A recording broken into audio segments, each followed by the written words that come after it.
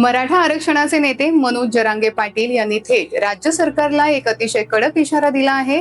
IAS अधिकारी तुकाराम मुंढे यांच्या बदलीच्या भानगडीत पडाल तर आम्ही सरकारच्या मागे लागू, अशा स्पष्ट आणि खणखणीत शब्दात मनोज जरांगे पाटील यांनी सरकारला सुनावलं आहे। सध्या IAS तुकाराम मुंढे यांनी धडक कारवाई करत मोठी भेसळ विरोधी मोहीम हाती घेतली आहे। जरांगे पाटील यांच्या मते या मोहिमेमुळे सामान्यांचे जीवन सुधारणार असून विशेषतः शेतकऱ्यांच्या दुधाला चांगला भाव मिळणार आहे। मात्र यात कडक कारवाईमुळे मुंडे साहेबांच्या बदलीसाठी काही राजकीय हालचाली सुरू असल्याच्या चर्चा आहेत। यावर संताप व्यक्त करत जरांगे पाटील म्हणाले की जर राजकीय दबावापोटी अशा प्रामाणिक आणि कर्तव्यदक्ष अधिकाऱ्यांची बदली करण्याचा प्रयत्न झाला तर सरकारला त्याचे गंभीर परिणाम भोगावे लागतील। कळंब मार्गे कोल्हापूरला जात असताना माध्यमांशी संवाद साधताना त्यांनी हा इशारा दिला। याशिवाय शेतकऱ्यांना केवळ कर्जमाफी नको तर संपूर्ण कर्जमुक्ती द्यावी अशी मोठी मागणीही त्यांनी लावून धरली आहे।